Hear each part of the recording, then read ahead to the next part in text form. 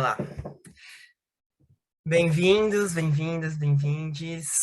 Esse vai começar agora mais uma oficina, um encontro, roda de conversa do projeto Contemporaneidades nas Danças de Salão, que é um projeto que eu sou proponente, junto com o Rodolfo também. E, e é um projeto que tenta reunir um pouco dessas pessoas que fazem parte desse movimento, né, que tem trazido questões contemporâneas para dentro das danças de salão. É um projeto que foi aprovado pelo edital Aldir Blanc, de Santa Catarina, né? Então, recursos do governo federal, e do governo estadual, né? Gestionado pela Fundação Catarinense de Cultura. E hoje estamos com Lana Turriani.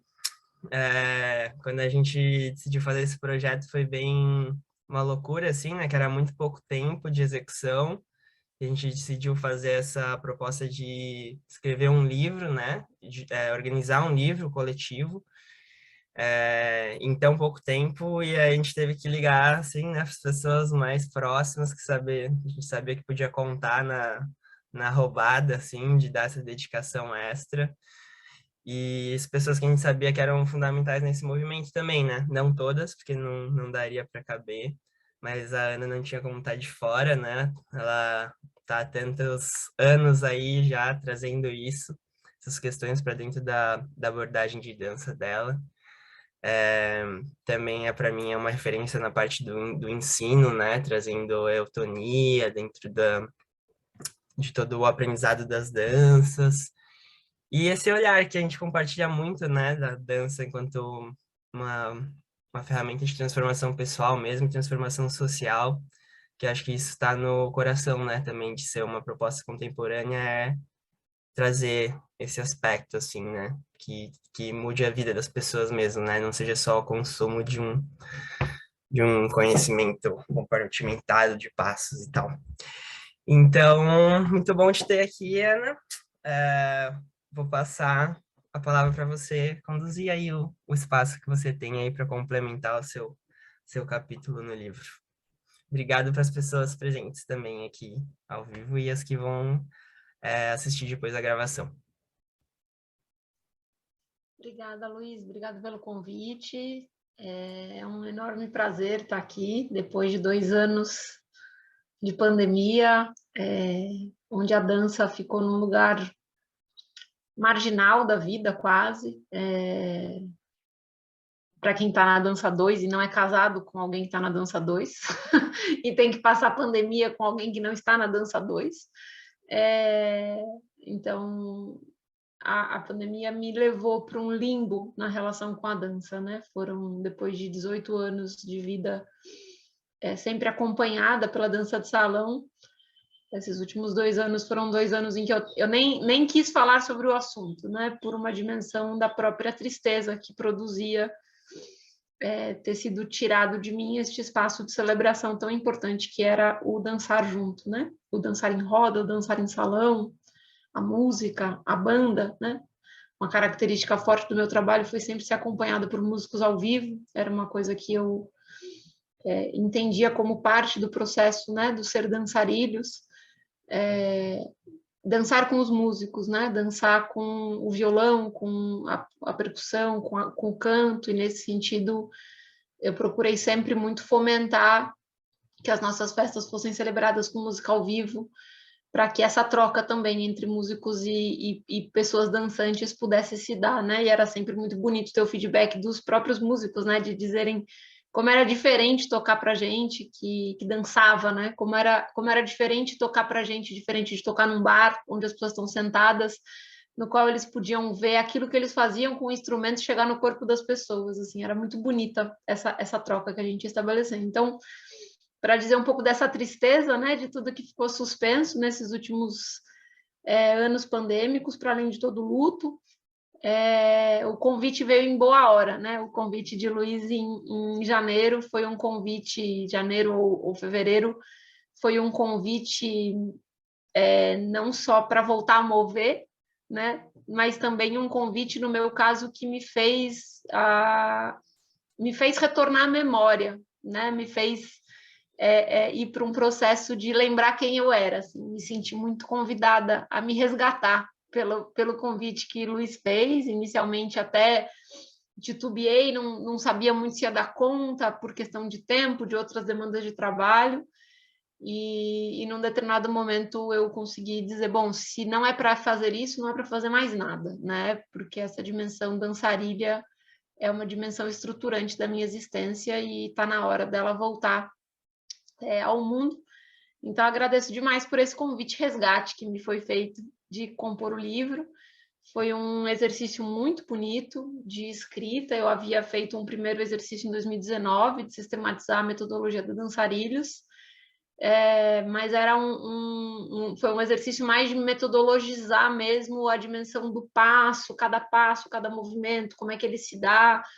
E esse exercício foi um exercício de memória, de retornar lá às minhas origens, em 2002, 2003, quando eu começo, então, a perambular pela dança de salão e vou encontrando um espaço ao qual meu corpo não pertence, né? Vou me sentindo corpo dejeto, para usar uma palavra que faz sentido, né? É você ir se sentindo no lugar por uma pessoa gorda, por não ser uma pessoa padrão, você ir sentindo que aquilo não é para você, né? Aquilo não é para... que você está no lugar errado, né? Que tem alguma coisa errada com você, né? Sei lá por que você está ali, né? Aí tem uma frase que é o ter que ser bom em dobro, né? Quando você é gordo na dança de salão, você tem que ser bom em dobro, porque ou você garante uma boa dança, ou ninguém vai te tirar para dançar de novo, né? Aquela chance que você teve de ser convidado é a chance que você tem para mostrar que vale a pena dançar com você, né? Então, isso vai levando a gente para uma dimensão de muita exigência, de muito rigor, de muita dureza. Eu ainda venho, para quem começou lá em 2002, né? 2002, o governo PT estava iniciando no Brasil, a gente ainda não tinha nem política de cotas, a gente ainda nem falava de racismo estrutural, a gente nem falava de transexualidade, de cisgênero, de cisnorma, né? Tudo isso que hoje se inaugura como um campo de luta, como uma nomeação para as lutas dos corpos, né, não normativos. Em 2002, a gente está muito longe de tudo isso, né? A gente está ainda num universo profundamente embranquecido, numa falsa democracia racial, numa leitura de Brasil, país de todos, e a dimensão estética muito forte, né? A década de 90 foi uma década muito trágica com as mulheres, é importante a gente lembrar disso. A década de 90 é a década que faz o maior número de mortes por anorexia, por conta do que vai ser a indústria da moda na década de 90, né? E a forma como os modelos começam a emagrecer. É a década da cintura baixa, né? Daquela cintura que o corpo gordo não cabe. Então, tudo que é a década da malhação, né? Eu sempre brinco com isso, é a década que a novela Malhação começa, né? E o que é para uma adolescente na década de 90, com 10 anos, 12 anos, começar a assistir aquilo como um referencial ideológico do que tem que ser um corpo, do que tem que ser uma relação, do que tem que ser uma escola, do que tem que ser as suas formas de relação, né? Então, eu sou uma cria da década de 90, né? Eu sou uma pessoa que padeceu de bulimia, que teve transtorno alimentar, que sofreu gordofobia, e que a dança de salão, ela era um lugar de muito apaixonamento. Eu dançava desde pequena, eu dançava com a minha mãe nas quermesses da cidade. E quando eu, então, estou na adolescência, né, saindo da adolescência para a fase adulta, eu vou finalmente estudar dança de salão numa escola e vou sentindo ali muitos incômodos, né, de me sentir isso, assim, esse corpo que não é o corpo... Entender que os meninos não estavam ali para dançar, era um pouco isso, assim, né, eu queria dançar e eles queriam outra coisa, e essa outra coisa não era o que eu podia dar. E é um pouco no meio dessas muitas questões que eu vou trilhar meu caminho, né? Logo eu entro na faculdade e dentro da faculdade eu tenho a possibilidade de montar uma turma pelo centro acadêmico e começar a dar aula de gafieira para quem sabia menos do que eu, ensinar os passos básicos. Eu fiz psicologia, pessoal, todo mundo estava muito samba, a gente tinha muitos saraus com música ao vivo também, então foi juntou a fome com a vontade de comer, né? O forró foi a época do forró universitário, então tinha uma certa moda ali do forró universitário. E aí eu chego, então, propondo dar aula de gafieira, e é assim que eu começo esse processo. E aí, curiosamente, o que vai acontecer no meu processo é que o que vai chegar para mim, de um modo geral, são corpos dissidentes, né? Então, os meus primeiros alunos, a grande parte deles eram pessoas que se sentiam desengonçadas, que se sentiam feias, que o doutor médico havia dito que não poderiam praticar atividade física porque tinha alguma patologia ortopédica. E eu vou tendo a oportunidade de me aquilombar com essas pessoas, eu vou tendo a oportunidade de entender que ali havia um comum entre nós, assim. Então não era só sobre ensinar a dançar, né? Era sobre construir um espaço de partilha. Isso é um pouco que eu vou contar no artigo, né? Que eu escrevo para o livro, como que eu vou, a partir das questões que vão me sendo colocadas pelos alunos, construindo a metodologia, né? Então eu sempre digo que a Dançarilhos, ela é uma metodologia de construção coletiva, desde a sua origem. Ela nunca se deu sozinha, ela sempre se deu na relação. Tudo que eu pude ter desenvolvido como método compõe um campo de memória coletiva, compõe um campo de construção coletiva com outras pessoas, e esse espaço foi se dando pelo desejo das pessoas que habitavam esse lugar, e não do meu desejo com uma verdade anterior que vai se impor, né, aos alunos. Aí havia uma dimensão que, como eu começo a dar aula e eu sou mulher, né, naquele momento, nomeadamente, inclusive desta forma, né, eu preciso dançar de cavalheiro, eu preciso também ensinar a conduzir. E aí tem algo que acontece que é muito fabuloso, que no momento em que eu assumo a posição de condutora, algo se resolve do conflito do baile, porque eu não preciso mais ficar sentada esperando. Então, aquilo que era ficar sentada numa profunda angústia, né, vendo corpos bonitos, estou usando essas palavras todas porque elas faziam muito sentido naquele momento, não são corpos que eu acho bonitos, né, mas corpos que me eram ditos, né, bonitos.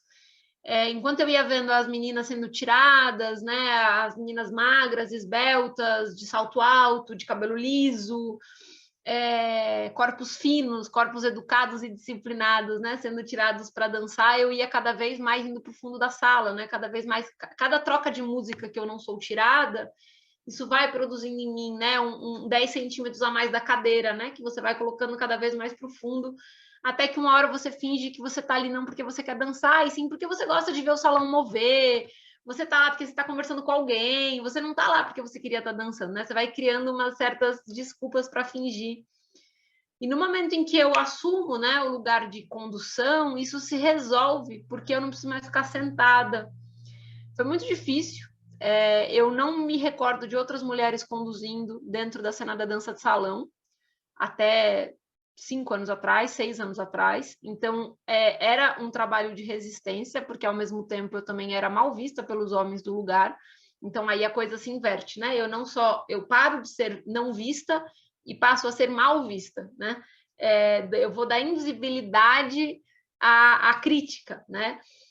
Aí eu sou submetida a uma série de cenas nas quais então chegam homens para tirar a mulher que está dançando comigo, né, da minha condução. 2 homens, né, vêm juntos. A gente dança com vocês estão sentindo falta de homens, né? Tipo, não está tendo homem aí. Então, muitas violências, né, um acúmulo muito grande de violências. Eu estou falando aí de 2007, 2006, 2008. 2010, 2012, né? Coisas muito, muito recentes ainda, né? E aí isso foi... isso não só me afetava, como isso também afetava meus alunos, né? Então, os meus alunos, muitas vezes, eu levava eles para bailes, para casas de dança de salão, e eles iam... eles não sabiam... Eles não sabiam o que fazer com aquilo que eles aprendiam ali, assim. Tinha uma dimensão na qual isso desencaixava. Na hora que eles tiravam outras mulheres para dançar de outras escolas de dança, eles falavam, nossa, parece que não tem corpo, parece que não tem entrega, parece que não tem contato, não foi uma dança gostosa. Eu tinha visto ela dançar com outra pessoa e ela fazia um monte de passo, mas na hora que ela foi dançar comigo, eu nem consegui conduzir ela direito. E aí as meninas trazem notícias de, nossa, eu fui dançar com aquele cara e nossa, machuca a condução, ele fica me jogando de um lado para o outro. Então, os alunos começam também a nomear, né, uma série de incômodos nesses espaços que antes eu achava que o incômodo era a minha existência, né? Eu achava que eu era o problema. E aí os alunos começam a trazer notícias de que, bom, talvez o problema não sejamos nós, né? E a gente vai se fechando, a gente começa a criar as nossas próprias festas, a gente começa a fazer os nossos próprios saraus, as nossas próprias sambadas, a gente começou a ter uma coisa muito, a gente tinha, né, eram muitos alunos muito voltados para uma dimensão mais militante, mais ativista do mundo, então a gente fazia, às vezes, ir num mutirão de plantio numa praça, e aí levar o sonzinho e ficar dançando depois na grama. Tinha uma coisa assim da gente se divertir com muito pouco. E aí isso traz um outro contraste também. Quando eu começo a conviver com mais pessoas da dança de salão, eu começo a ouvir coisas do tipo, mas cadê o salto alto? Ai, não dá para dançar aqui porque o chão não é liso, vai estragar meu sapato. As pessoas às vezes eu chamava elas para uns shows de umas bandas muito boas, umas bandas de sambas muito boas, né? Não os meus alunos, outras pessoas de outras escolas com quem eu fazia amizade, e elas chegavam muito incomodar, elas chegavam muito muito encantadas com a música, assim, tipo, uau, nossa, que som foda! E aí elas dançavam a primeira música e voltavam putas, assim, tipo, muito, muito mal, assim. Nossa, esse chão é uma bosta, não dá pra dançar, meu sapato enrosca, não sei o quê, tipo, era um... Eu falava, nossa, mas caralho, né? Você não consegue dançar de tênis, tipo, sabe, assim, né? O que acontece, assim, né? Por que vocês... Por que é tão fácil o corpo de vocês estar tolhido, né? Por que é tão fácil o corpo de vocês ir para um lugar de desprazer, né? Então a gente foi criando na Dançarilhos um espaço de resistência, um espaço em que as pessoas elas eram chamadas para celebrar a vida do jeito que a vida é. Se tem buraco no chão, tem buraco no chão. Se tem rachadura na parede, tem rachadura na parede. Se o som não está equalizado, tudo bem também. Se a banda vê, a banda vê. Se a banda não vê, a gente dá play no som e dança a gente mesmo. A gente começou a, sabe? Ai, gente, vamos parar de reclamar um pouco, sabe? Vamos ser mais felizes, pelo amor de Deus, né? Estou falando também de uma dimensão de São Paulo, uma cidade de 22 milhões de habitantes, de um estresse gigantesco, a vida das pessoas mediada pelo trânsito, pelo trabalho, por uma dimensão de exploração, né? Então era sempre muito gostoso quando as pessoas chegavam para a dança e elas eram levadas para um lugar de brincadeira, elas eram levadas para um lugar de diversão. E é a partir deste amor com os meus alunos, uma vida que vai sendo quase que tomada inteiramente por eles, que em 2011, então, eu sou levada, tomo coragem de tentar bancar um lugar, né? Tentar bancar um espaço para chamar de nosso. E a gente vai e funda, então, a Dançarilhos, né? Tudo isso bastante pensado com os meus alunos juntos. Na época, eu tinha ali uns 20 alunos, alguns que estavam comigo já há 4, 5 anos, alguns que estavam comigo há um ano e meio, outros que tinham acabado de chegar. E, então, em 2011, a Dançarilhos é fundada, uma salinha, um salãozinho de 3,5 por 7, um salão super pequeno para uma escola de dança, né? E aí tinha muito essa dimensão de pessoas que chegavam ali, ficavam absolutamente encantadas e falavam, nossa, que lugar gostoso, e professores de dança que chegavam e falavam assim, nossa, mas não dá para dar um giro nessa sala. Como assim? Né? Do tipo, desculpa, não vai dar para a gente fazer uma oficina juntos, porque o espaço é muito pequeno. E aí a gente ia vivendo essa... digamos que o espaço ele já ia produzindo uma certa seleção. Era interessante, assim, a gente não precisava fazer muita coisa, né? Quem queria ficar, ficava. Quem se sentia acolhido, ficava.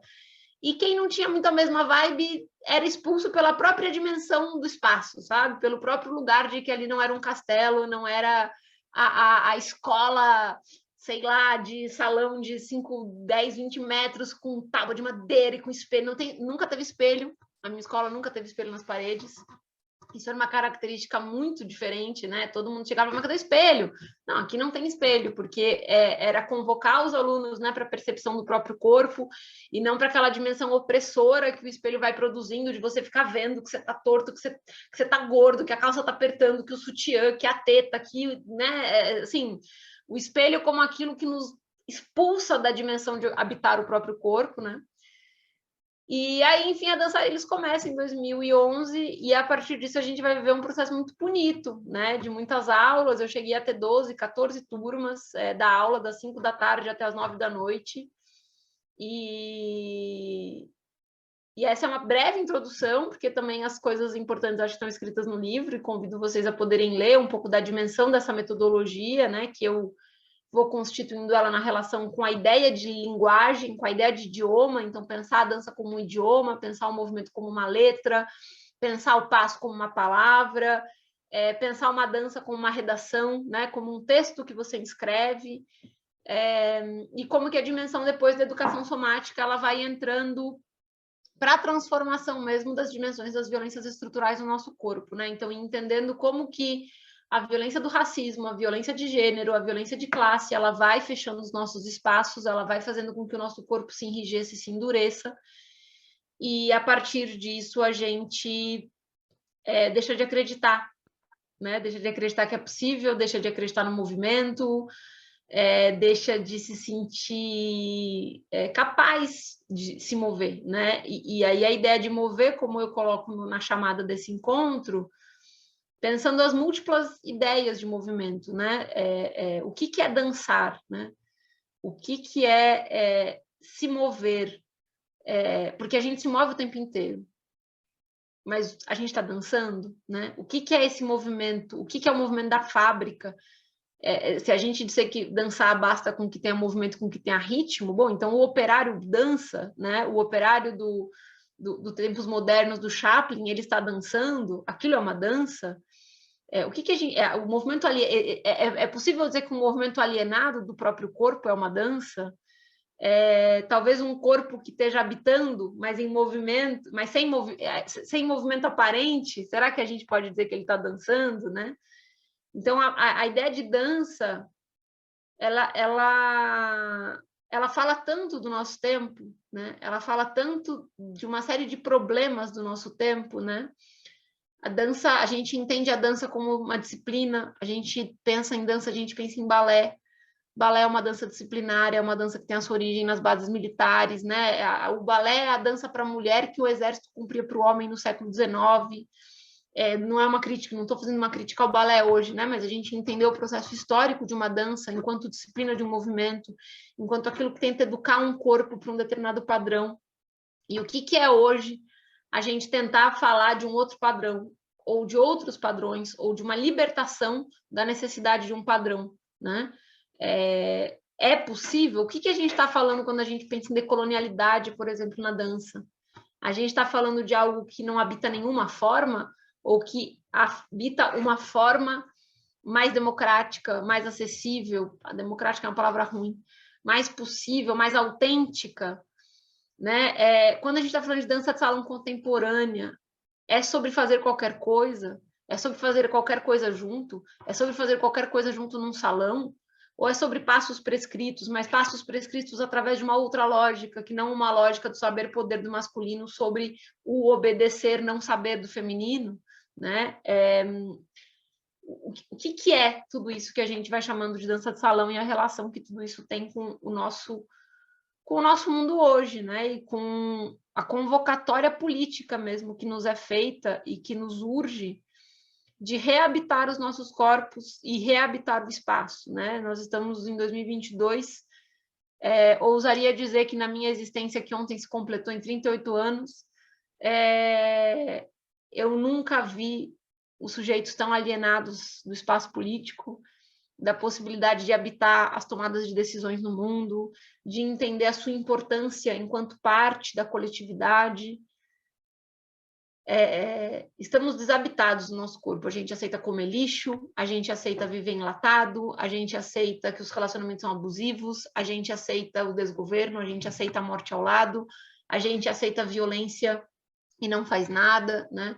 Corpos cada vez mais calados, corpos cada vez mais enrijecidos, corpos cada vez menos articulados, sociedade cada vez menos articulada, né? Vizinhança menos articulada, menos coletivizada, tudo está em relação, né? Então eu aposto muito que a dança de salão ela é um caminho de luta importantíssimo para a remobilização política no nosso tempo histórico, porque ela ensina a reabitar o corpo, ela ensina a rearticular o corpo, ela ensina a se relacionar com o próximo, a se articular com o próximo, ela ensina a pensar essa relação na dança como um todo, no movimento como um todo. O meu movimento não é só o meu movimento porque eu estou com vontade desse movimento. É isso que eu entendo, pelo menos, por uma dança de salão que se posiciona criticamente, né? Você não faz uma pernada no salão independentemente de quem está no salão, independentemente de quantas pessoas estão dançando, independentemente de como esse salão está rodando. Né? Para você para você se autorizar a uma pernada, você precisa ter espaço, você precisa ter confiança que a sua pernada não vai acertar o próximo, você precisa ter confiança de que você vai conseguir começar e terminar o seu movimento equilibrado, né? Então tem toda uma dimensão de percepção da totalidade para que essa pernada possa acontecer. Ela não é só sua, ela está em relação, né? A maior parte dos movimentos da dança de salão, eles são profundamente instintivos da própria circularidade do salão. É muito raro, quando vocês pensam o tango e a gafieira, né, que são danças cujo rodar o salão são tão fundamentais. Muitos desses passos foram inventados pela necessidade de se deslocar. Não foi porque alguém ficou parado pensando, vamos colocar um pé para a esquerda, um pé para a direita, levanta a mão, abaixa a perna, faz tal coisa, né? São movimentos que foram sendo criados porque eu preciso chegar de um ponto a outro, porque eu preciso chegar rápido, porque eu preciso de um deslocamento em que eu vire em ângulo, eu preciso fazer uma passagem, e aí isso vai se criando, essas passagens vão se criando, né? E todos nós podemos, então, constantemente estar reinventando a dança de salão, mas existem bases, existem estruturas. Como que a gente olha para essas estruturas sem que isso seja um dogma, mas também sem dizer, não interessa. Como que a gente se propõe a um movimento revolucionário no nosso tempo histórico sem jogar o bebê com a água do banho, sem apagar a história de quem nos antecedeu, as pessoas que já estavam lutando antes de nós, né? Todas essas perguntas são perguntas que eu me faço, são perguntas que acompanham a produção da Dançarilhos enquanto uma metodologia de dança. Não sei se dá para entender, se fica fácil a relação, talvez eu esteja dizendo coisas que parecem muito distantes, né? E talvez a minha função seja um pouco essa, talvez o método Dançarilhos ele seja um pouco sobre essa ponte que se constrói entre o dançar num espaço fechado de salão e o mundo, esse espaço aberto, né? A dimensão do político, a dimensão do espaço coletivo, a dimensão da construção do mundo que a gente quer para a gente e que a gente quer deixar para os outros também, né? Então, eu fiz essa breve, longa apresentação, mas a minha ideia era poder escutá-los hoje, era poder perguntar para vocês quais foram os espaços que vocês construíram para o mundo de vocês caberem. Porque a Dançarinos foi um espaço que eu construí para o meu mundo poder caber. Para o meu mundo e o mundo de outras pessoas ao meu redor poderem caber, né? Foi um espaço que a gente construiu juntos para que pudéssemos caber, para que pudéssemos existir, né? Eu gosto muito de uma expressão que eu coloco no livro, para que a gente pudesse escolher ser barata sem ter medo de ser pisado. Acho que essa é uma dimensão de luta importante, né? Não é sobre poder escolher, é sobre romper com a dimensão de que todas queremos ser borboletas e a democracia, então, é o lugar onde todos podemos ser borboletas. A democracia me parece o lugar onde nós podemos... Esta palavra que nem se alcança e que a gente tenta nomear por democracia, me parece ser o lugar onde a gente pode escolher ser barata sem ter medo de ser pisado. E não onde todos têm condições de chegar a ser borboletas, né? Então, convido vocês a partilharem aqui com a gente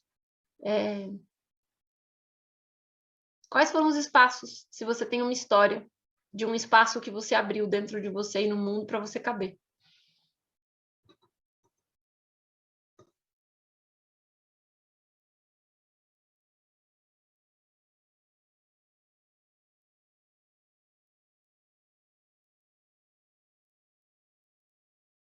Falei que você ia falar, Suzana?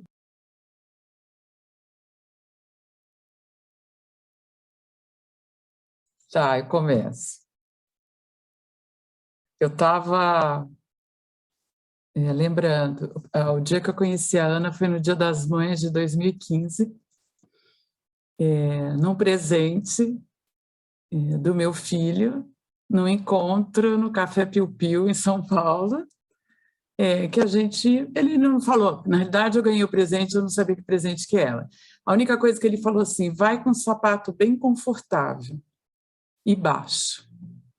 Eu falei, bom, ele vai pedir para eu escalar alguma montanha, não sei, mas pensei em São Paulo, cheguei no Café Piu Piu e não estava entendendo nada, estava vazio, tinha uma banda, e aí sentei, apresenta fulano, fulano, e aí aos poucos, demorou um pouco para eu entender o que estava acontecendo.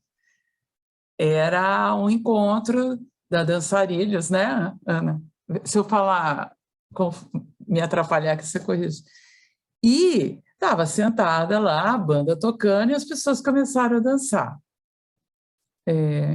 O que a Ana fala de corpo grande, de corpo gordo, de ser largada no meio do salão porque não dançou adequadamente e blá, blá, blá, tudo isso eu passei na minha adolescência e adulta já. E aí eu cheguei lá e estava tudo achando lindo, adoro música, grupo fantástico, o Bruno levantou e saiu dançando, meu filho, né? E eu quieta lá, numa boa, curtindo aquilo, não estava entendendo muito. Lá pelas tantas, vem a Ana e me tira para dançar, né? E aí o meu filho olhou assim, falou, será que ela vai, será que ela não vai? Eu falei, já que eu estou aqui, vamos, né? E eu falei, não vai dar certo esse negócio, e eu não vou dar 2 passos, vai ser um horror. E a Ana é uma grande condutora. E aí, e claro que ela me chamou para dançar na hora de uma música mais tranquila, óbvio. Claro que ela conduziu, que ela sabia que eu estava, né? Enfim. E aí ela falou, eu tenso olhando para os pés. E ela não olha para os pés. Vai. E eu fui. E aí ela conseguiu fazer que eu desse 1 ou 2 voltas no salão. Parecia assim, se alguém estivesse olhando, alguém estava sentado lá olhando o que estava acontecendo, tranquilo, tá lá.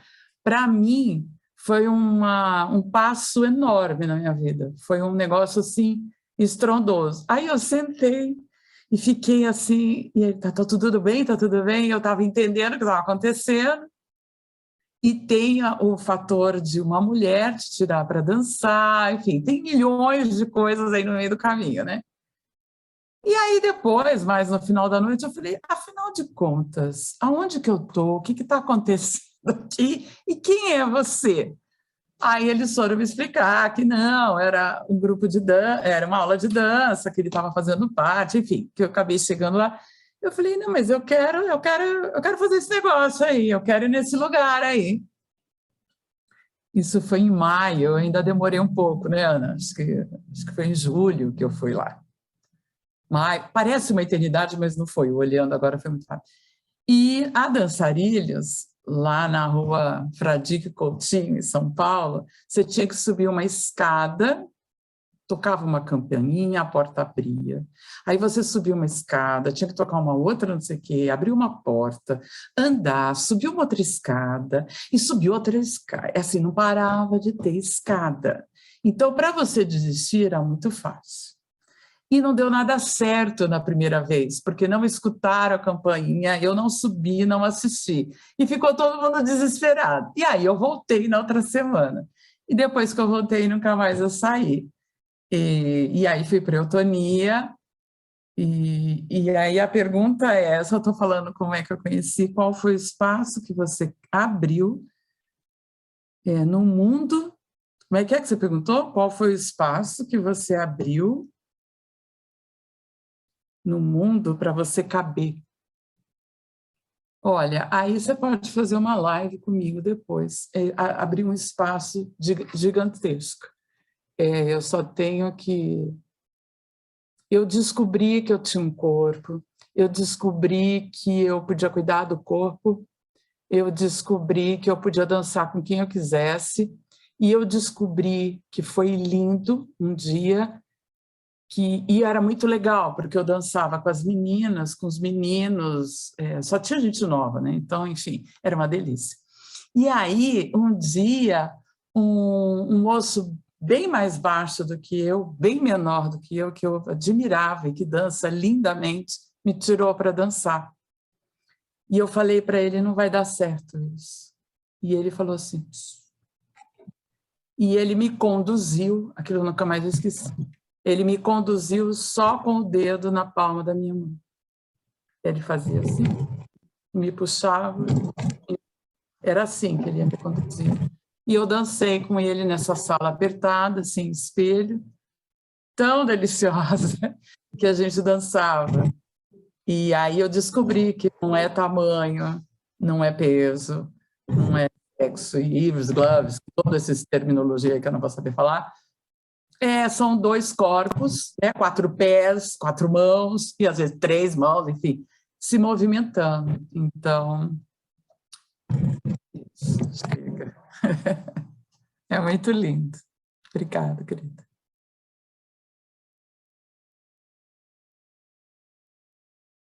E acho importante poder dizer, se você me permite, Suzana, que a Dançarilhos inaugura algo para a Suzana que vai muito além da Dançarilhos, né? A partir desse andar, ela passa, então, a poder abrir outros espaços para a existência dela. E hoje ela está vivendo a vida dela, a gente nem está mais na Dançarilhos, e ela virou uma grande desenhista, uma grande bordadeira. Ela fez de um processo de adoecimento um processo de cura, né? Então, a Suzana pegou pelas mãos a metodologia, se apropriou e fez coisa muito melhor, inclusive. Fez coisa muito melhor. Então, é uma honra te acompanhar.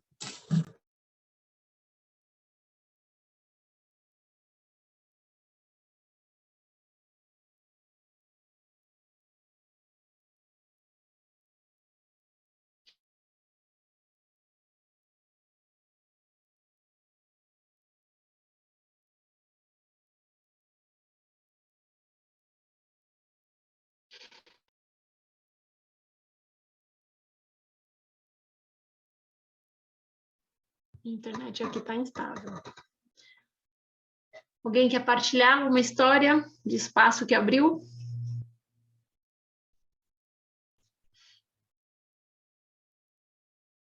De articulações que criou?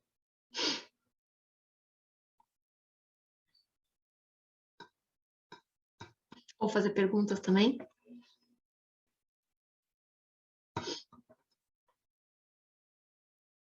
Recording in progress.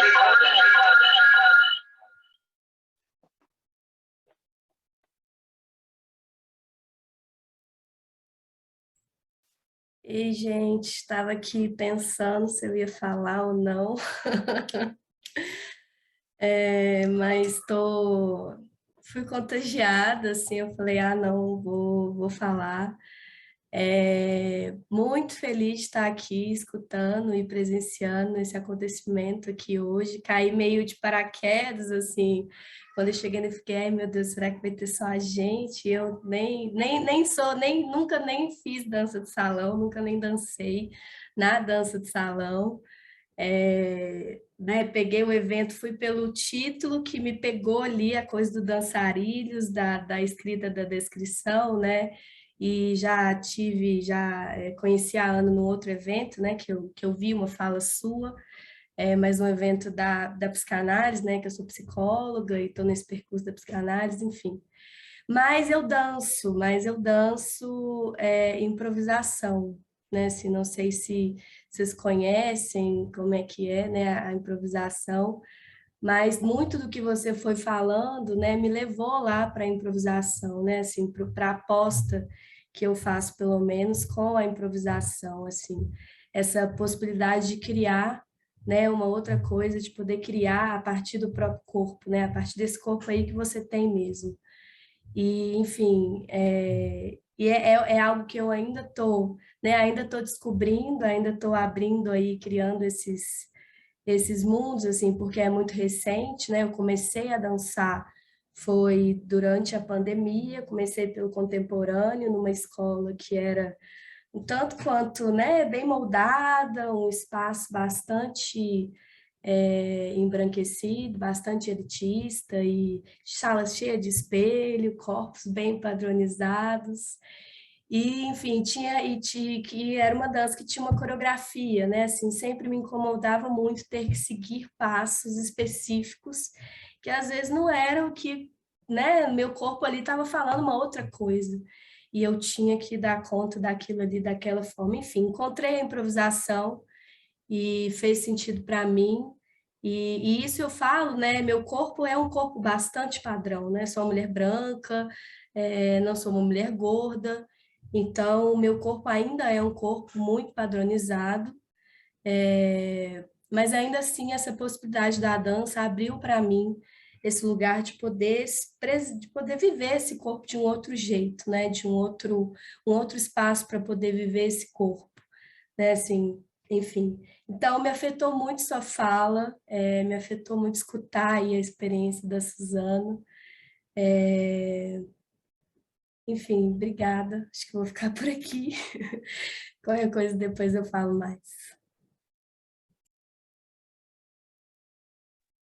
Obrigada, Luísa. Obrigada pela partilha. Que bom que você chegou. Acho que vai dando notícias para a gente, né? Dessas cartas jogadas ao mar, que são as redes sociais também. Que bom que essa carta chegou até você.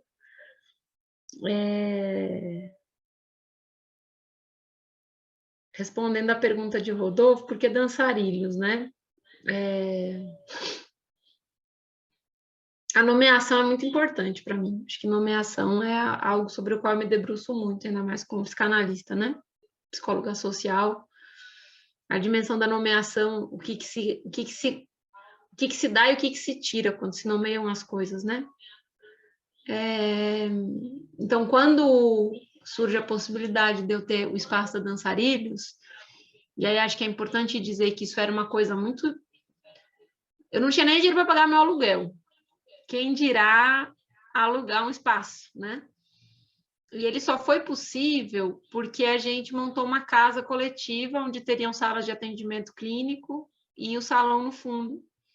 E um amigo meu já era professor de yoga e ele ia pagar mais de 50% do aluguel do salão. Então, eu ia pagar 25% só. Eu ia pagar, tipo, R$400 por mês. Era bem pouco, ainda que em 2011, R$400 fosse o dinheiro o aluguel da minha casa custava a mesma coisa, né? O aluguel do meu quarto, não era uma casa. O aluguel do meu quarto num apartamento custava a mesma coisa. A gente estava naquele começo do boom da inflação da Copa do Mundo. E aí, quando eu tomo essa decisão, ela era tão subversiva, né? Ela era tão sem lugar, sabe? Assim, como assim você vai montar uma escola de dança? Do tipo, cara, quem você pensa que você é, sabe? Eu me fazia essa pergunta. Assim, que história é essa de montar uma escola de dança? Assim, tipo, isso não tem pé nem cabeça, né? E era assim, o meu amigo, ele dava aula, ele já tinha uma escola de yoga de 10 anos de existência. Então, ele já tinha os horários clássicos dele. Então, eu fiquei com as bordas, né? Então, eu dava aula, assim, segunda e quarta, eu podia dar aula até às 7h30. Depois era a aula da yoga dele, que acabava às 9h30. E de terça e quinta, eu podia dar aula a partir das 8h45, porque ele dava aula a partir das 6h. Então, eu me encaixava, assim, eu pagava pouco e eu me encaixava nesses horários, né, de borda. Que, para mim, que vinha da psicologia, era muito bom, porque a minha maior rede de contatos era da psicologia e, em geral, o pessoal termina de atender ali pelas 8h. Então, era o horário das 8h45 era meu horário nobre, assim, vinha muita gente para aula. Tinha... Primeira turma eu comecei, eu tinha... Era para ser... Eu calculei assim, eu cobrava R$50 a mensalidade. Nesse momento, em São Paulo, eu cobrava 120, 130 nas escolas, né? E eu tinha essa proposta de ser um trabalho deselitizado, que ele pudesse ser acessível. Então, eu cobrava R$50. Aí, quando meu amigo fez a proposta de eu abrir a escola, eu pensei assim, bom, se eu fizer uma turma com 10 alunos, eu tenho os R$500 para pagar o aluguel. Fechou. Vou mergulhar nesse negócio aí, então. Primeira turma, tinham 20 pessoas, 10 não tinham podido vir, aí eu já montei a turma na terça. E peguei algumas pessoas da turma de quinta e passei para a turma de terça. Então, eu comecei com as duas turmas com 14 pessoas, com 28 alunos, ganhando R$1.400, para eu que não tinha nem dinheiro para pagar meu aluguel, gente. Assim, foi um negócio muito fabuloso. E aí, o nome, ele ficava assim para mim, eu dormia pensando no nome e no logo, né? Não, porque tem que ter um logo, escola de dança, né? Não sei o quê. E aí é isso, escola de dança é o quê, né? Fulana de tal, fulano, as escolas de dança são os nomes das pessoas, né? E eu me negava, assim, eu falava, eu nem tenho um nome para poder, né? Eu nem sou uma dançarina para poder colocar meu nome numa escola de dança, assim, nem dá para ser isso, assim. E eu fiquei muito tempo, assim, olha, vou falar para vocês que uns 2 meses às voltas com a coisa do nome. E aí eu tinha uma imagem muito forte na minha cabeça, que era assim, pessoas andando em trilha, tocando instrumentos e virando estrela, e fazendo acrobacia. Era uma cena, assim, sabe? Isso ficava na minha cabeça, eu pensava que nome que eu quero dar, o que eu quero fazer de logo, e eu vinha com essa cena, tipo um cachorrinho junto, flores, plantas, era uma imagem, até hoje ela é muito forte na minha cabeça. Tipo, pessoas andando assim no topo de uma montanha, sei lá, num bosque, se movendo alegremente enquanto tocam um instrumento, né? E aí eu falei, são andarilhos, né? É isso, são andarilhos, são pessoas que a graça é essa, é andarilhar, é andar escutando a música do mundo, é isso que eu quero, assim. E aí um dia vem dançarilhos e eu falo, cara, dançarilhos é isso, assim. O dia que o nome veio, ele nunca mais, eu nunca tive dúvidas, eu nunca pensei em outra coisa, assim. E as pessoas achavam meio estranho, até hoje algumas pessoas falam, ela dá andarilhos e tal, e eu acho muito engraçado, né, porque é a origem, então não está errado. E tem muito a ver com isso, assim, com trazer para o nome essa dimensão que é só sobre andar, sabe? Que o movimento da dança é uma caminhada. Eu acho que isso para mim vinha muito forte, tanto da gafieira como do tango, né? Que é só andar. Isso compõe minha primeira aula, mostrar para as pessoas o que é dançar, quando você anda pensando na música. E aí o andar vira outra coisa, né? Quando você sai do tempo do relógio, quando você sai da marcação da fábrica. Então foi assim, daí eu comecei comecei a ficar às voltas com o logo, que eu queria muito fazer um logo, queria ter uma marca, assim. E aí um dia eu sonho com uma clave de sol, que era um D, o Fibonacci, que é a medida da proporção áurea, né? Uma medida da natureza muito importante, a medida mais nobre que a gente tem, a proporção áurea, né? Que é uma repetição de padrões que você encontra em diversos lugares da natureza, no rosto, no corpo. E o símbolo do lugar onde eu fazia a formação em eutonia era a proporção áurea. E aí eu faço, então, uma clave de sol dentro da proporção áurea e isso vira o D, que nomeia dançarilhos. Depois eu vou descobrir que no meu desenho tinha uma clave de Fá também, que é a clave do samba. Então, é um símbolo que eu gosto muito, assim, ele veio num sonho, eu acordei 7h30 da manhã, peguei o papel e desenhei, foi assim que aconteceu, né? E é engraçado, assim, porque, gente, isso foi tão pouco calculado, sabe? Foi tudo tão pouco pensado, era quase como se eu só precisasse estar viva. É isso, eu precisava pagar minhas contas. Tá viva nesse exato lugar. Eu precisava pagar minhas contas. Estava recém-formada, não tinha onde tirar um puto. E, de repente, da aula de dança, que era algo que eu gostava tanto, entrava como uma possibilidade econômica, né? Então, muito do que foi se dando ali era condição material de existência. Eu preciso existir, para existir eu preciso trabalhar, e posso trabalhar com isso daqui, vou trabalhar com isso daqui, né? Então, as coisas iam acontecendo um pouco nessa urgência de um corpo que precisa pagar os boletos, assim, né? Era muito isso, assim. Não teve nada, não teve muito tempo, sabe? Como eu começo contando, eu não era um corpo que estava destinado a ter uma escola, eu não era um corpo que estava destinado a ter um método, eu não era nem sequer um corpo que estava destinado a ser dançarino. O que eu mais escutei durante os meus primeiros 8, 9 anos dentro da Dançarilhos, dentro da Dançarilhos não, porque ela ainda não existia, né? Dentro da minha trajetória como professora, quando eu ia em qualquer escola de dança, mas você não fez balé desde a infância, né? Como assim você é bailarina? Quando que você começou a dançar? Você não é bailarina, né? Eu tive um problema muito sério com o professor que eu fui procurar aula, o cara me humilhou muito, assim, muito, muito, muito. Histórias bem esdrúxulas mesmo, né? E é engraçado, porque esse professor que me humilhou, ele também foi a pessoa que me disse a coisa mais importante para um giro dentro da minha existência, enquanto um corpo dançante.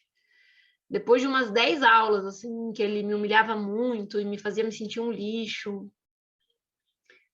ele chega numa aula e decide que ele vai me dar aula de Zouk. Que era uma dança que eu não gostava, eu não tinha afinidade corporal, não... mas ela estava na moda, quando a gente ia para os bailes, as pessoas dançavam, eu falei, tá bom, né? E aí ele me passa lá o movimento de um passo básico, é muito diferente do Zouk hoje, assim, do Zouk que é 2 rumos dança, por exemplo, né? Era uma outra coisa, assim. E aí ele me passa e eu fico na frente do espelho, porque a escola dele também era cheia de espelho, muito envergonhada, né? Porque ele vai me propor um movimento de jogo de cadeira, que tinha um rebolado ali, isso foi em 2006. E aí ele sai, ele me deixa treinando passo e sai. O que é uma coisa muito estranha, né? Um professor que deixa um aluno lá repetindo um passo, assim, né? Um negócio assim, enfim, que dimensão que é essa de ensino. E aí, uma hora eu tô lá, toda me sentindo muito mal, muito desengonçada, muito assim, que, nossa, por que que eu tô aqui? E aí, eu não percebo que ele tá parado na porta, me olhando. E aí, ele entra, assim, bem duro, ele era um homem que vinha de uma trajetória, né, de um corpo negro e que havia encontrado na dança de salão um lugar de poder. Né? Então, ele usufruía desse lugar de poder de um sambista, de um homem gafierista que dançava muito bem e que fazia uso desse lugar, então, para ter um lugar. Né? Naquele momento, eu não tinha nem condição de entender que a gente estava muito mais próximo do que separado, né? Distantes em algum lugar. Para mim, ele era só uma autoridade e eu era uma bosta de gente. E aí ele entra, assim, pisando duro na sala, ele olha para mim e fala assim, você tem vergonha de ser gorda? Assim, de plau! Eu arregalo o olho, assim, eu travo, né? A memória das articulações travando, assim. Aí ele fala assim, eu tenho muitas amigas gordas que são excelentes bailarinas. O problema não é você ser gorda. Se você quer ser uma bailarina, você tem que ser a gorda e não uma gorda. E foi muito louco, assim, sabe? Ele falar isso, assim. Por mais que ele nem soubesse o que ele estava fazendo, muito provavelmente, e ele era um escroto mesmo, e me humilhou muitas vezes me fez sentir um lixo de gente mesmo. Nossa, foi muito importante escutar isso, sabe? Que havia um lugar para que eu pudesse ser a gorda que dança pra caralho. E não que o ser gorda me impedisse de ser alguém reconhecido como alguém que dança, sabe? Ele abriu uma possibilidade de que a palavra gorda e dançarina estivessem juntas. Porque a palavra gorda e dançarina não podiam estar juntas. Então, a dimensão era, se eu quero ser dançarina, eu preciso emagrecer. Se eu quero ser dançarina, eu preciso fazer dieta atrás de dieta atrás de dieta. Se eu quero ser dançarina, eu preciso morrer de culpa cada vez que eu como uma coxinha, cada vez que eu como um bombom, cada vez que eu fujo da dieta.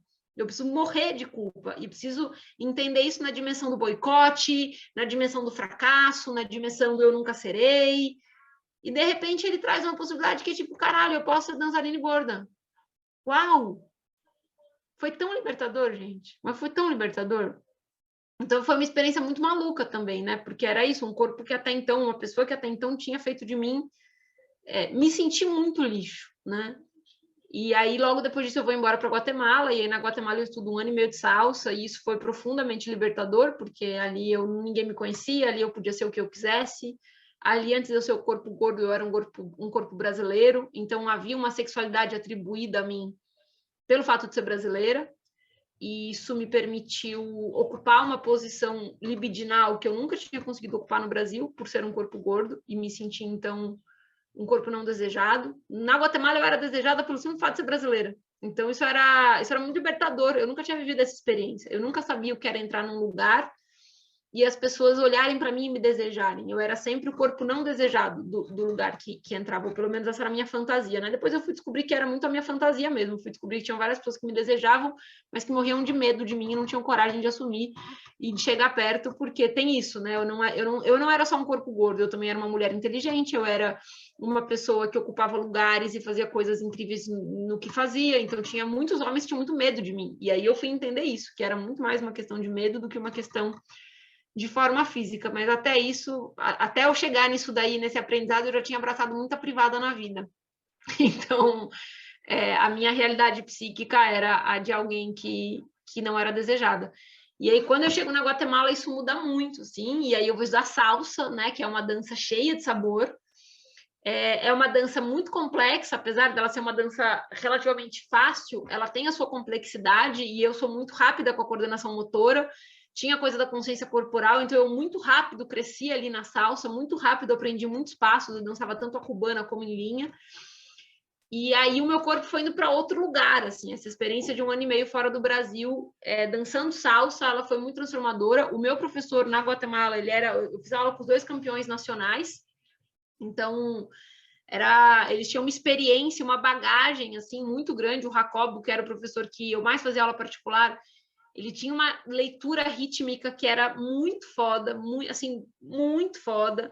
E ele me provocava demais, assim, ele começava a fazer os shines, ele começava a me convocar para os improvisos na salsa, e eu não conseguia, porque o improviso na salsa ele é um flerte, ele é uma sedução, e eu não conseguia ir para aquele lugar de cocotear, de chavecar, de mexer o ombrinho e de manear a bacia. Eu não conseguia, assim, eu não conseguia ocupar esse lugar de sensualidade. Então foi uma experiência com o Jacobo, e ele ria, assim, ele falava: mas você não é brasileira, vamos lá, mexe essa cadeira, só que de um jeito gostoso, não era opressor, sabe? Não era uma coisa, era uma coisa assim de libertação. E ele fazia muito exercício rítmico, ele trazia muito tambor, ele trazia muito o som cubano, o groove, a dimensão rítmica. Então, quando eu voltei da Guatemala, acho que eu voltei em 2008, tudo isso foi para o meu samba, assim, tudo que eu tinha carregado ali como bagagem dentro da gafieira foi para o samba. Eu nunca mais abandonei a música passou a ser uma dimensão fundamental no meu trabalho como professora. Até 2004, 2005, a minha aula tinha um padrão ainda um pouco sequenciazinha, vai de um passo, vai para o outro, vai para o outro, vai para o outro. E aí, quando eu volto de lá, eu volto muito apropriada, e lá eu aprendi muito a coisa a salsa também me ajudou a pensar muito a questão da letra, né? Essa questão que eu vou carregar para sempre, que é pensar o idioma, né? A música como um idioma. Então, como a salsa, ela tem a salsa em linha, a salsa cubana, a salsa one, a salsa two. Então, você tem o mesmo movimento, mas o sabor muda quando você muda a ritmo, quando você muda o ponto de acento, né? Então, isso foi me trazendo uma compreensão muito bonita, assim, da dança como linguagem. E logo depois que eu volto, eu assisto uma aula espetáculo do Antônio Nóbrega, em que ele vai mostrar a relação dos passos do balé com a dança popular brasileira, mostrando, assim, a letra. Ele vai fazer mostrando a grandiosidade da música popular, da dança popular, né? Era um trabalho de exaltação da dança popular, mostrando o quanto ela era de uma nobreza técnica tão elevada como o balé, que aquilo que vai se dizer do balé como a dança mais técnica não era verdade, né? Que a dança popular ela era tão técnica quanto. E aí ele faz essa aula espetáculo na qual ele começa a mostrar as letras. E aquilo para mim foi assim, uau, é isso. Também por ser, né, uma profissional da psicologia que trabalha com a linguagem, que trabalha com o campo do discurso, com o campo da narrativa, o campo da memória, aquilo fez muito sentido. Então, o dançarilhar, ele é um pouco essa dimensão, assim, de um convite à escrevivência do corpo para pensar em outras formas de narrar também, né? Para mim é muito forte, assim, a dança como algo que você escreve, cada dança como uma escrita uma carta que você entrega para alguém, sabe? Com quem você dançou, assim. É bonito, tô morrendo de vontade de voltar. Nossa. Muito bom te ouvir, Ana. Você conseguiu passar por muitos pontos bem importantes, assim, nessas nossas discussões enquanto movimento. Acho que esse que foi um dos motivos também, né, que eu acho importante você estar nesse livro, que é essa coisa de manter essa proximidade com a raiz popular também, né, da música e da dança, que vem, da onde vem a dança, antes de ser do salão, das escolas de dança, né, eram essas músicas populares, assim, que ser contemporâneo não precisa abandonar isso, ser algo super desconstruído, muito pelo contrário, né, tem que justamente trazer também essa reflexão, né, da importância dessas raízes.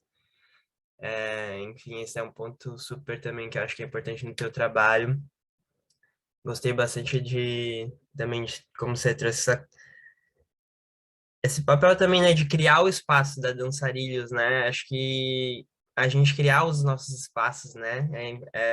Que, assim, poderia ser visto até como esse lado do empreendedor, digamos assim, né? Que o capitalismo coloca dessa forma, assim, né? Mas no caso de vocês foi até mais coletivo que isso, mas você teve uma liderança fundamental nisso, né? Não estamos nos encontrando nos espaços, então criemos nossos espaços. Acho que esse tipo de movimento, né? É muito fundamental também, né? Que não só você e Dançarilhos fizeram isso, mas muitos dos coletivos, né, desse nosso movimento têm feito isso, né? O baile dá dois rumos. Enfim, acho que esse movimento é é bem fundamental, né? E que às vezes tem, né, tem que dialogar com o capitalismo, porque tem que pagar as contas e tal, mas criar espaços de proteção, né? De Dialogar com o capitalismo, não. Ganhar dinheiro não é dialogar com o capitalismo. Não podemos confundir as coisas. Trabalho remunerado é uma coisa. Lucro, exploração, acumulação de capital é outra. boa, Então, ótima só a gente correção. lembrar disso, porque quando a gente vai para essa dimensão da luta e do revolucionário, a gente muitas vezes toca nesse lugar que é como se o dinheiro fosse uma dimensão inimiga nossa. O capital é nosso inimigo, não o dinheiro. Né? E fazer essa diferença é muito importante. Boa. Até para a gente poder entender, acho que é muito importante fazer essa marcação, né, Luiz? Como que a gente não vai ser cooptado e virar uma nova mercadoria? Isso. Como que a gente não vai criar um novo movimento para mercadorias, para novos objetos que podem ser, né, aí vira o congresso em que a gente vai ganhar um monte de dinheiro à custa de exploração dos outros, né? Então, tudo que vem circulando na dança de salão contemporânea, ou o que circula ao redor do que estamos tentando fazer, a gente dizer isso. É uma dimensão de partilha de capital simbólico. Então, Luiz e Rodolfo podem fazer um livro, eles convidam as outras pessoas que estão juntas para ganhar junto, né? Para que todos nós juntos nos enriqueçamos no sentido mais nobre da palavra enriquecer. E isso retorna para os nossos alunos, e isso retorna para quem está com a gente, né? Então, tem uma dimensão profundamente revolucionária de reinvenção mesmo das formas de troca, né? Das formas como a gente troca com o outro. Eu acho que isso é muito... Enfim, daria para ter todo um debate sobre marxismo e dança de salão. Fica para um próximo evento. Muito me interessa.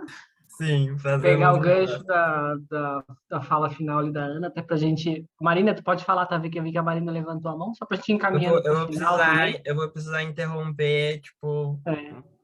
45, assim, porque a gente vai usar o Zoom No nosso tempinho. a 50. Mas só a título de curiosidade, a editora só liberou que a gente usasse, por exemplo, o pronome e como gênero, né, nas palavras, porque o livro não ia ser vendido, né?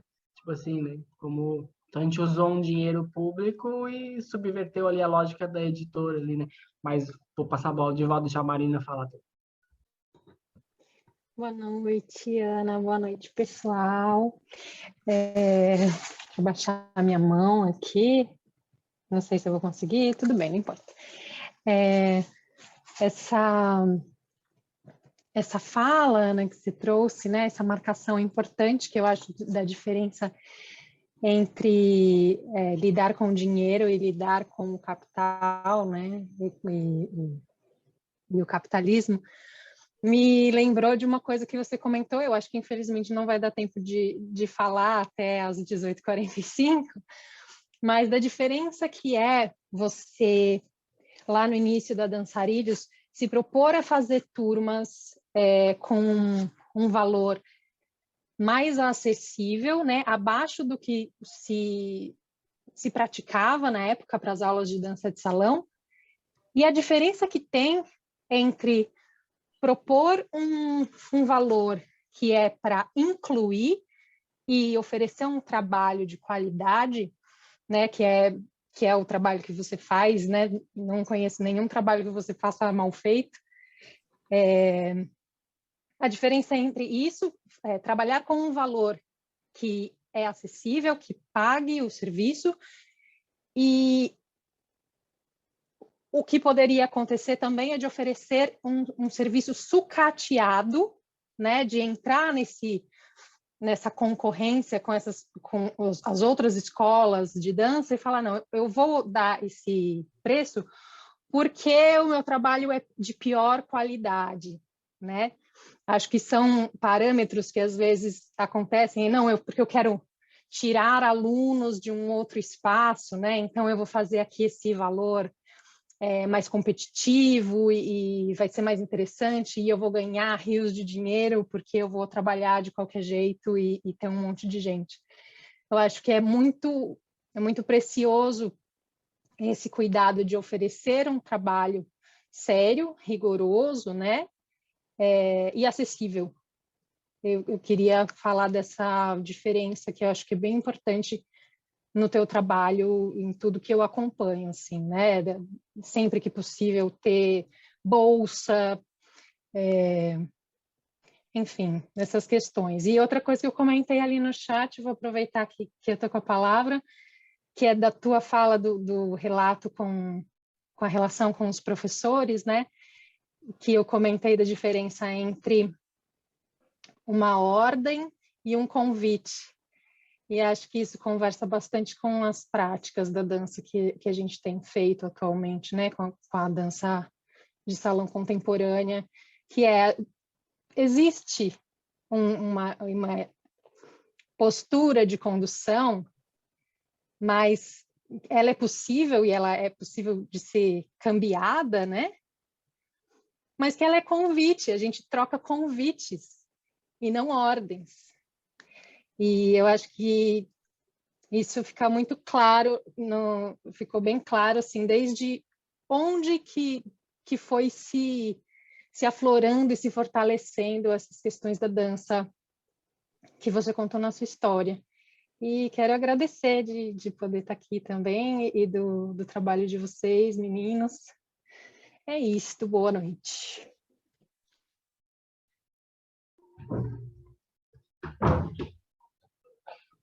Acho que só para dizer brevemente em 1 minuto, que essa dimensão da grana foi uma dimensão que a gente pôde experimentar muito, né? Inclusive, em algum momento, por razões de força maior, enfim, não, por razões ideológicas de outras pessoas que ocupavam o espaço também, a gente acabou adotando uma dimensão de dizer assim, vamos aumentar a mensalidade porque isso nos permite dar mais bolsas. E foi catastrófico. O espaço embranqueceu, o espaço cisnormatizou, o espaço heteroidentificou, porque o valor conta muito, né? Se eu estou dizendo que o valor desta aula é 200, mas eu deixo você fazer de graça, eu estou marcando uma possibilidade de estar ou não, né? E a minha bondade, a minha filantropia, mas eu quero os 200, né? E isso foi um grande equívoco. A escola ficou um tempo, acho que uns 2 anos, um pouco tomada por essa dimensão, por conta de uma outra pessoa que compunha o espaço e que pedia para que aumentasse, porque as pessoas que vinham da rede dela eram pessoas que podiam pagar muito mais. Então, ela se sentia muito incomodada que o valor fosse tão baixo. E isso descaracterizou completamente a escola, né? Então, acho que essa dimensão que a Marina traz é bem importante mesmo, assim, né? Aquilo que a gente se propõe a cobrar, como a gente se propõe a cobrar, é porta de entrada, né? É o que já diz de primeira linha, assim, quais são os corpos que têm o direito, por direito de estar ali ou não, assim, né? Então, acho que essa é realmente uma questão bem importante para nós, dentro da dança de salão contemporânea, como que a gente cria espaços e sustenta os espaços de fato acessíveis e democráticos, né? Precisando pagar os boletos. Agradeço. Obrigada, Luiz. Obrigada, Rodolfo, a todos que estiveram presentes. A Tainá falou para ti. Tchau, titia. Ela falou. Pra Ana. Vem cá, dá tchau, titia, de novo. Ó, fala tchau, titia para Ana. Fala, tchau, titia. Essa é a Ana, ó. A Ana tu não conhecia ainda. A Luísa, a Suzana também não. Valeu, gente. Muito bom. Obrigado pelas contribuições, Ana.